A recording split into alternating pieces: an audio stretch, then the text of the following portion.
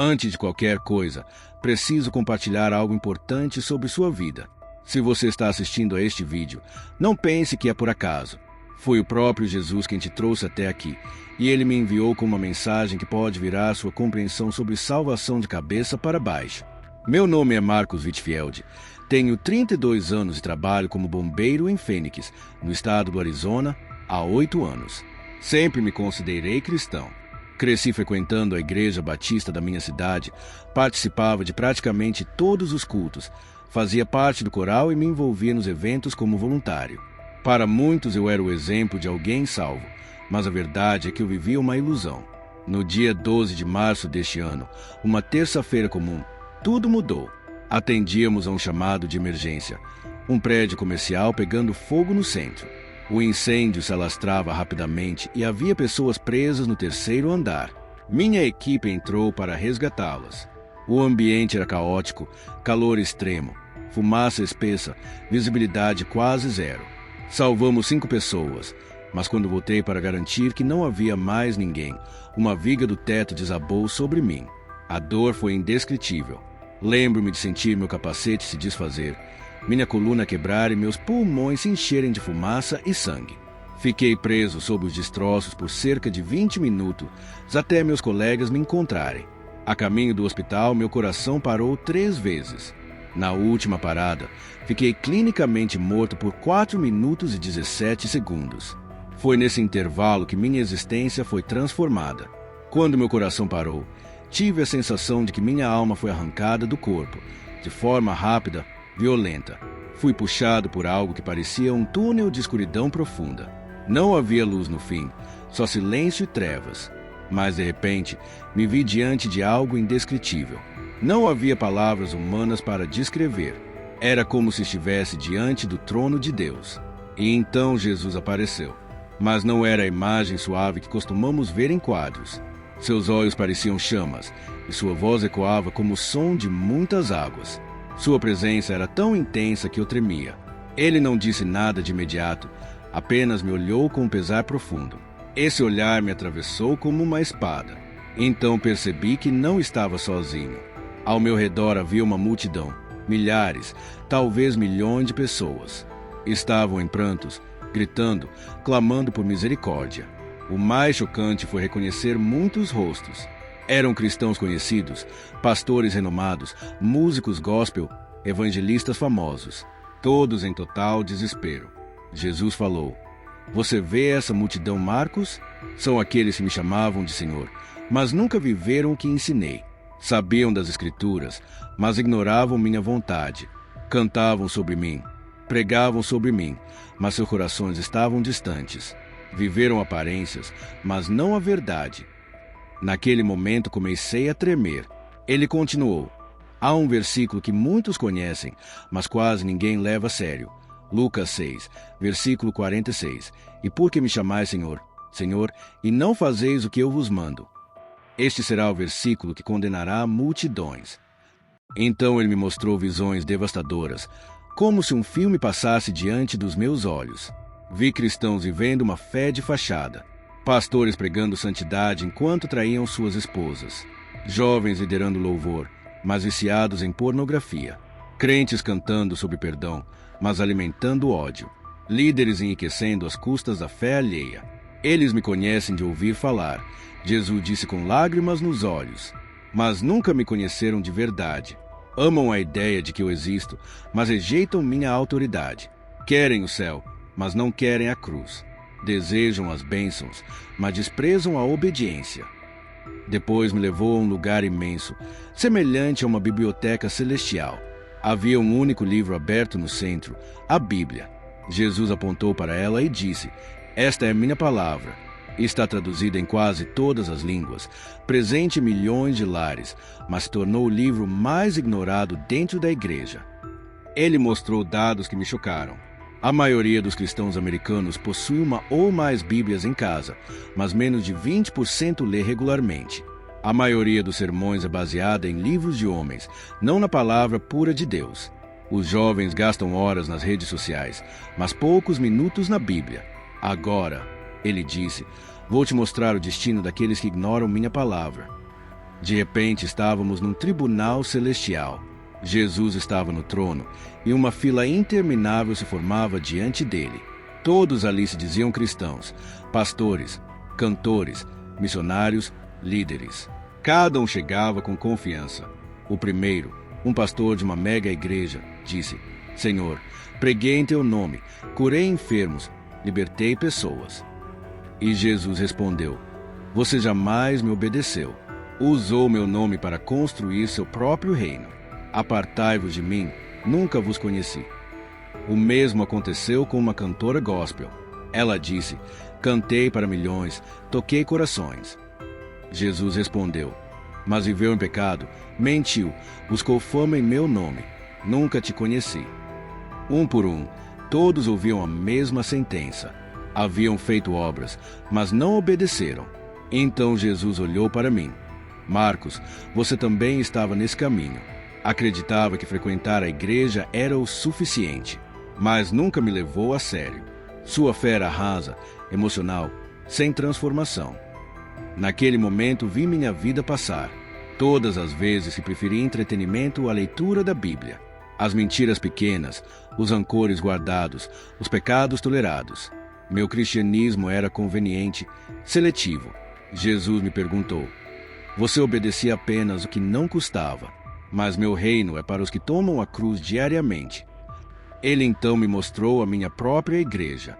As pessoas estavam ali fisicamente, mas mortas espiritualmente. Cantavam por hábito, oravam por rotina, ouviam sem praticar. O pastor pregava com fervor, mas sua vida privada era o oposto. Louvores sobre santidade eram entoados por líderes que viviam no pecado. Esta é a realidade da igreja moderna. Jesus disse: Minha casa virou um palco, minha palavra um show, minha cruz um acessório. Querem a graça, mas não querem se arrepender. Estamos nos últimos dias, e a maior ameaça à igreja não vem de fora, mas de dentro. A apostasia virá como uma doença silenciosa, corroendo tudo por dentro. Haverá tantos falsos cristãos que será difícil distinguir o crente verdadeiro do incrédulo. A verdade será ofensiva até entre os que se dizem meus. Vi números alarmantes. Mais da metade dos jovens cristãos abandonando a fé na faculdade, pastores viciados em pornografia, crentes vivendo vidas duplas. E então Jesus me disse: Volte, Marcos, conte o que viu. Muitos ainda têm tempo de se arrepender, de me conhecer de verdade, de viver não por aparência, mas por obediência. Jesus me mostrou algo que ainda ecoa em minha alma, a realidade de muitos que se dizem cristãos. Cerca de 72% vivem hoje em uniões fora do padrão estabelecido por Deus, relações sem aliança, sem compromisso espiritual, ignorando completamente o que a palavra ensina. Mesmo assim, continuam frequentando igrejas, postando versículos nas redes sociais, vestindo roupas com mensagens cristãs, se autodenominando discípulos de Jesus. Mas disse ele com firmeza: Nunca houve arrependimento verdadeiro. Nunca houve um novo nascimento. Suas vidas não foram transformadas pela cruz, apenas maquiadas pela religião. Foi então que ele me levou a ver algo que jamais poderei esquecer: o inferno. Não tenho palavras suficientes para descrever o que vi ali. Era pior do que qualquer mensagem de advertência que já ouvi. O que mais me abalou não foi o sofrimento em si, mas quem estava lá. Homens e mulheres que por anos foram considerados pilares da fé. Pastores se pregaram por décadas, cantores se emocionaram multidões com canções sobre Jesus, evangelistas se ganharam milhares de almas. E todos gritavam a mesma frase: Senhor, nós te conhecíamos, fizemos tudo em teu nome.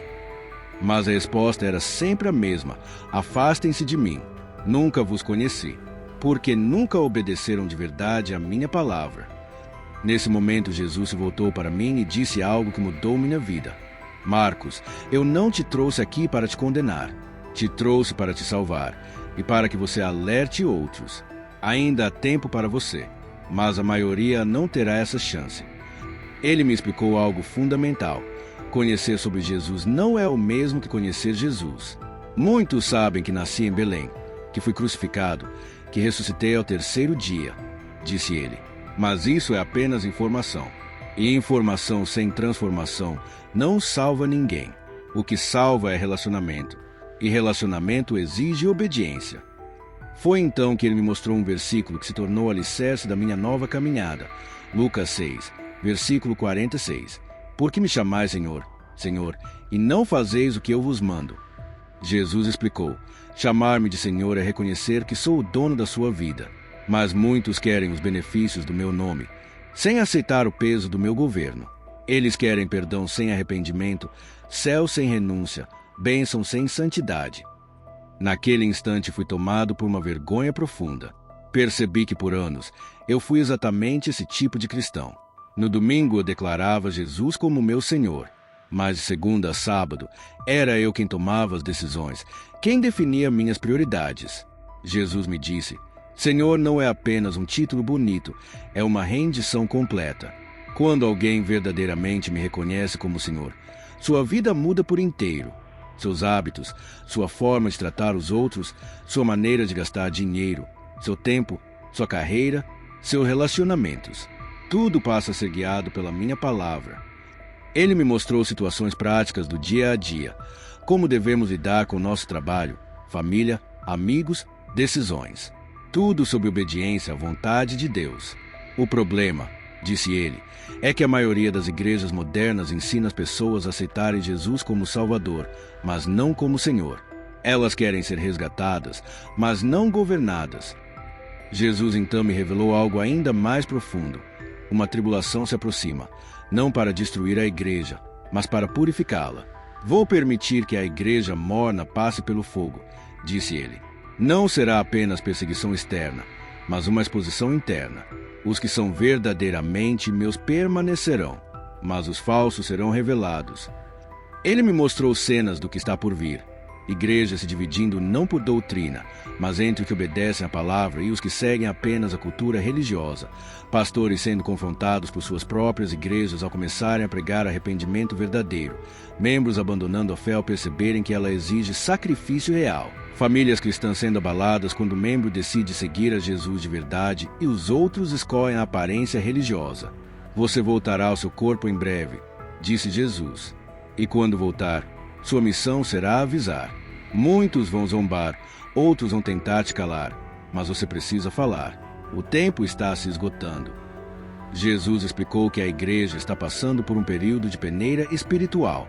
Não será mais possível ser cristão apenas por conveniência social. Ele afirmou: ser meu discípulo custará tudo. E aqueles que não estiverem dispostos a pagar esse preço provarão que nunca foram meus de verdade. Vi empresários cristãos sendo confrontados por práticas desonestas. Vi políticos que se diziam crentes sendo expostos quando suas decisões iam contra os princípios bíblicos. Vi famílias divididas por causa da verdade. Vi Jesus cumprindo o que está em Mateus 10, versículos do 34 ao 36. Não vim trazer paz, mas espada. Pois vim colocar o homem contra seu pai, a filha contra sua mãe. Então ele me mostrou algo que partiu meu coração.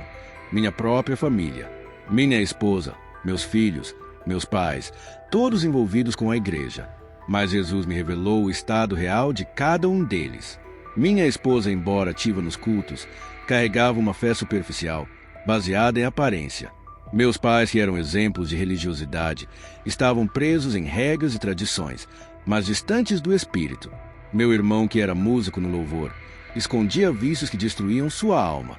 Você viu como até os que mais ama foram infectados pela hipocrisia? Perguntou Jesus. Essa é a realidade de milhões de famílias cristãs, uma fé de fachada que nega o poder do Evangelho.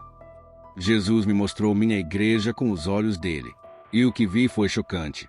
O que eu pensava ser um lugar de adoração era um centro de entretenimento religioso. O pastor, tão carismático, estava mais preocupado com o crescimento da audiência do que com a santidade dos membros. As mensagens eram cuidadosamente moldadas para agradar, evitando qualquer tema que pudesse confrontar. A cruz havia sido substituída por promessas de sucesso. A santidade, por autoestima. A obediência, por autoajuda espiritual. Esta é a apostasia dos últimos dias, disse Jesus. Não é o abandono visível da fé, mas a substituição lenta e sutil da verdade por versões diluídas. Um evangelho sem cruz, uma graça sem transformação. Ele me mostrou os corações dos membros durante um culto.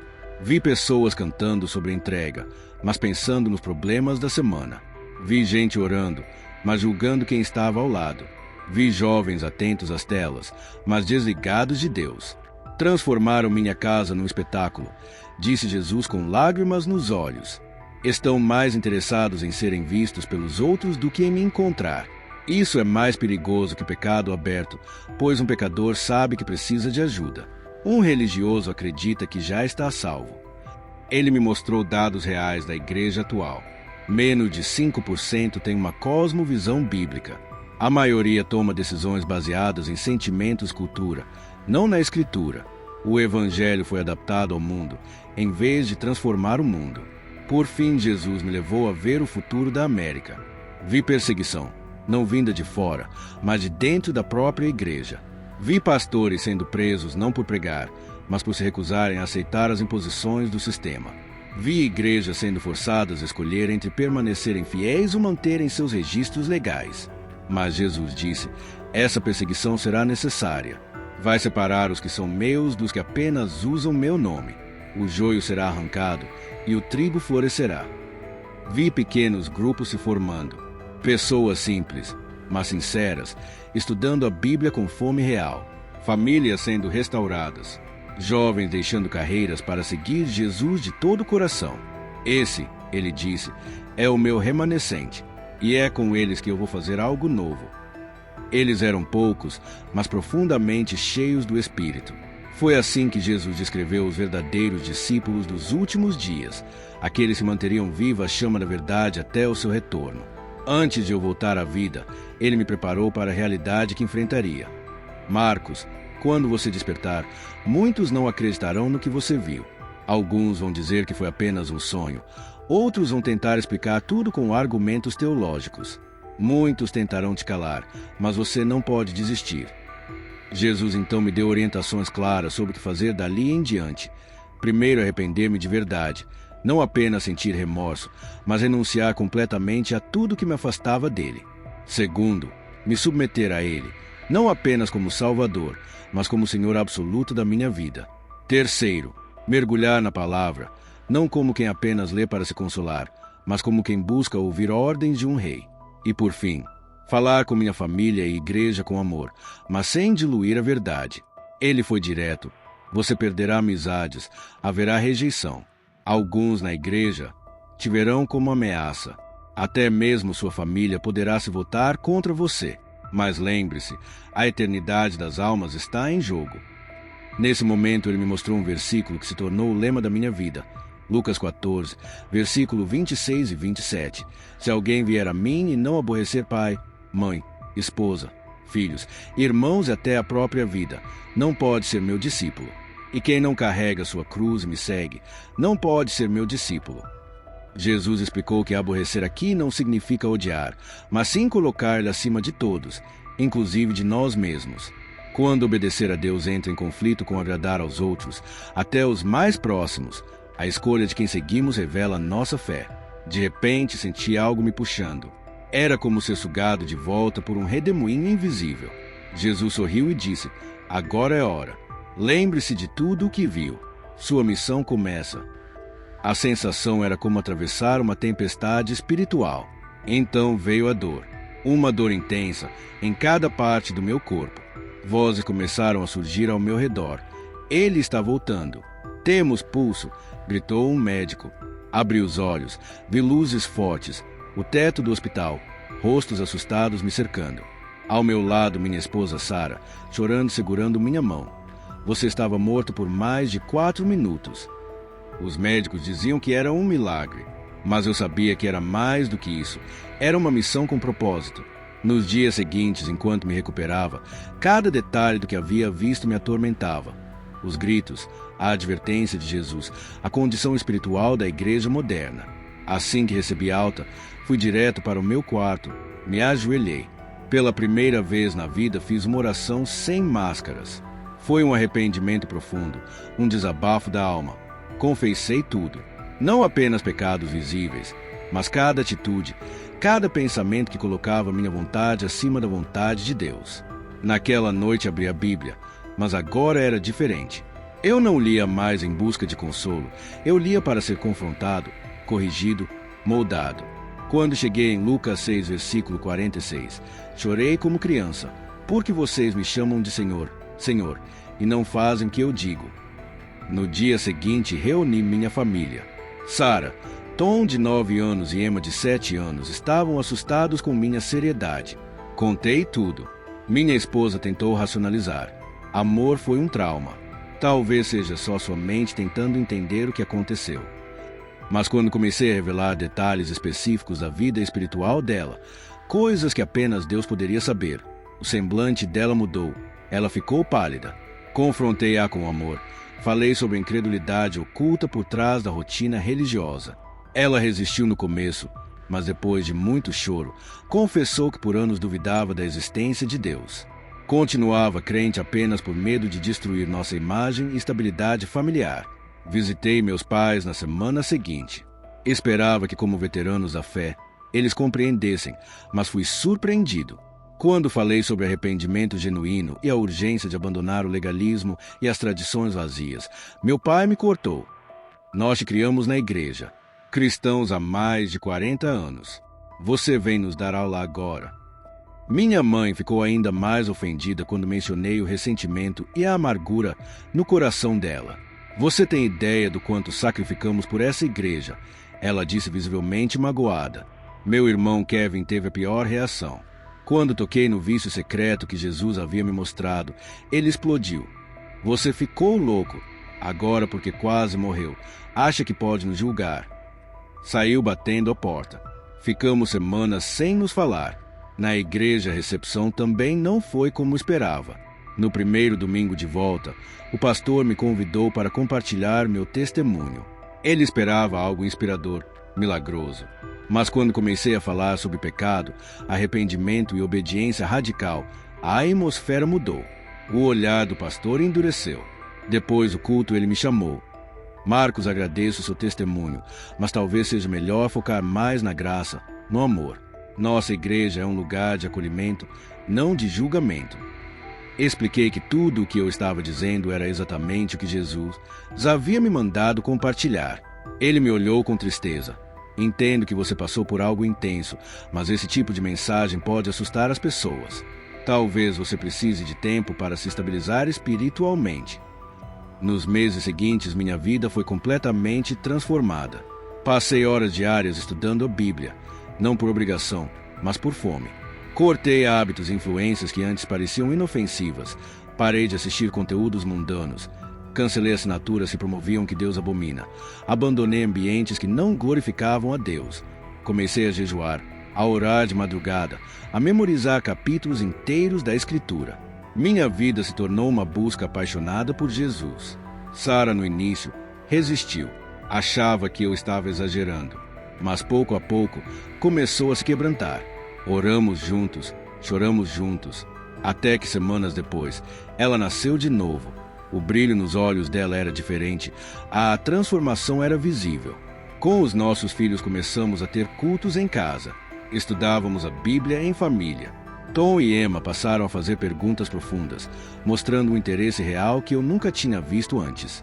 Nem todos aceitaram essa nova vida. Meus pais ficaram mais distantes. Toda vez que eu questionava práticas sem base bíblica, eles me acusavam de arrogância e rebeldia. Os encontros de domingo se tornaram discussões. Kevin eventualmente reconheceu seu vício, mas preferiu buscar ajuda apenas humana, sem se voltar a Deus. Continuou tentando equilibrar uma vida de fé superficial com prazeres do mundo. A distância entre nós permaneceu. Na igreja fui rotulado de legalista. Quando comecei a perguntar por que quase não se pregava mais sobre pecado, inferno, arrependimento ou santidade, fui advertido. Quando sugere disciplina para membros vivendo em pecado público, fui acusado de semear divisão. O pastor Thompson me chamou para conversar junto com os diáconos. Sentamos em uma sala pequena da igreja e ele foi direto. Marcos, nós respeitamos sua paixão, mas sua abordagem tem causado desconforto. Algumas famílias disseram estar se sentindo incomodadas. Talvez o melhor seja procurar uma igreja que esteja mais alinhada com a sua visão. Naquele instante lembrei do que Jesus havia me dito. que até a própria igreja me rejeitaria, caso eu escolhesse permanecer fiel à verdade. Não me surpreendi e também não senti raiva. O que senti, na verdade, foi uma paz serena, uma confirmação de que estava no caminho que ele havia traçado. Sara e eu começamos a visitar outras igrejas, mas a cada novo lugar, o que encontrávamos era mais do mesmo. Mensagens centradas no homem, promessas de bênção sem cruz, cultos embalados por entretenimento e pouco ou nenhum chamado ao arrependimento verdadeiro. A fé havia se tornado um produto para agradar consumidores religiosos. Sem alternativas, decidimos nos reunir em casa com outras 2 famílias que também ansiavam por mais de Deus. Foi nesse contexto que conheci David Miller, um ex-pastor que havia passado por algo muito parecido. Ele havia sido desligado de sua igreja por insistir em pregar santidade e arrependimento, mensagens consideradas radicais demais. Sua esposa Laura também havia sido despertada após anos de uma fé morna e rotineira. Juntos começamos um pequeno grupo, que para nós passou a ser uma verdadeira comunidade espiritual. Estudávamos a palavra com seriedade, orávamos com intensidade, jejuávamos. Confessávamos nossas falhas uns aos outros. E mais do que tudo, nos incentivávamos a obedecer a Deus de forma prática, custasse o que custasse. David me ajudou a perceber que o que eu vivi fazia parte de algo muito maior. Deus está levantando um remanescente, ele dizia. Pessoas que estão cansadas de religião de aparência e querem conhecer Jesus de verdade. Com o tempo comecei a gravar vídeos simples em casa, compartilhando meu testemunho. No início recebi muito mais críticas do que apoio. Fui acusado de extremismo, legalismo, divisão, arrogância. Mas pouco a pouco começaram a surgir mensagens diferentes. Pessoas de todos os cantos do país começaram a me escrever, algumas com histórias semelhantes, outras apenas em busca de algo que sabiam que estava faltando. Um rapaz de 22 anos chamado Brandon me escreveu: "Irmão Marcos, chorei vendo seu vídeo. Sempre senti que havia algo errado com a minha vida cristã, mas não sabia identificar. Agora entendo, nunca me rendi de verdade a Jesus. Estou começando de novo." Uma mãe do Texas, com 3 filhos, me contou: "Fui criada na igreja, mas nunca conheci Jesus de verdade." Suas palavras me confrontaram. Estou assustada, mas também cheia de esperança. Meses depois, ela e sua família experimentaram um renascimento espiritual. Essas histórias foram se multiplicando. Jovens, casais, idosos, líderes, gente de todas as idades, lugares e denominações. Comecei a perceber que não estava sozinho. Deus estava despertando um exército invisível de pessoas famintas por autenticidade, verdade e santidade. Hoje, 1 ano após minha experiência de quase morte, minha vida é outra. Perdi amigos, fui desligado da igreja que frequentei por anos, vi familiares se afastarem. Mas o que ganhei não se compara, um relacionamento real e transformador com Jesus Cristo. Agora entendo o que significa tomar a cruz diariamente. Não é apenas uma metáfora inspiradora, é morrer dia após dia para mim mesmo. É colocar de lado meus desejos, vontades e conforto e viver em obediência radical à sua palavra. Hoje, quando acordo, minha primeira pergunta não é mais o que quero fazer hoje, mas o que o Senhor quer de mim neste dia. Leio a Bíblia procurando instruções para seguir, não frases motivacionais para aliviar a consciência. Oro buscando alinhamento com a vontade de Deus, não tentando convencê-lo a abençoar meus próprios planos. Se você ouviu até aqui, não foi por acaso. Assim como Jesus me trouxe de volta para compartilhar essa mensagem, Ele está usando essas palavras para falar diretamente com você agora. A pergunta que Ele fez há 2000 anos ainda ecoa hoje: por que vocês me chamam de Senhor, Senhor, e não fazem o que eu digo? Lucas 6, versículo 46. Talvez você tenha crescido na igreja. Talvez já tenha feito parte de ministérios, cantado, pregado. Mas se for honesto consigo mesmo, sabe que sua obediência tem sido parcial. Sua devoção, rasa. Sua fé, mais uma tradição herdada do que uma transformação vivida. A boa notícia é que não é tarde demais. Jesus está com os braços estendidos, não apenas para te salvar do inferno, mas para ser Senhor da sua vida. Ele não quer apenas o seu domingo. Ele quer o seu coração, sua mente, seus relacionamentos, sua rotina, seu futuro. Tudo. No reino de Deus, não existe meio termo. Ou Jesus governa tudo, ou ele não governa nada. Se você está pronto para começar de verdade, agora é a hora. Ajoelhe-se onde está. Confesse que viveu uma fé seletiva, moldada pelas suas vontades. Peça perdão não só pelos pecados visíveis, mas pelo orgulho de querer as bênçãos de Deus sem carregar o preço do discipulado. Pegue sua Bíblia e leia-a como um manual de instruções, não como um devocional motivacional. Cada mandamento que você encontrar, obedeça imediatamente. Cada pecado revelado, abandone sem desculpas. Cada área da sua vida que não honra a Deus, mude radicalmente. Prepare-se para ser incompreendido, para perder amizades, talvez até para enfrentar a oposição da sua própria família ou igreja. Mas também se prepare para experimentar Deus como nunca antes. Se prepare para ver orações respondidas, corações transformados e vidas impactadas pela sua fidelidade. O tempo está acabando, Jesus está às portas. E quando ele voltar, não perguntará quantos cultos você frequentou ou quantos versículos você sabia de cor. Ele perguntará: você obedeceu à minha voz? A porta ainda está aberta, mas não ficará aberta para sempre. Esta pode ser a sua última oportunidade de se render totalmente. Não ignore este momento, Jesus está esperando. A pergunta que resta é: você está disposto a chamá-lo de Senhor com a sua vida e não só com seus lábios? Muito obrigado por assistir até aqui. Não se esqueça de se inscrever no canal e ativar as notificações para não perder nenhum testemunho. Nos vemos no próximo vídeo.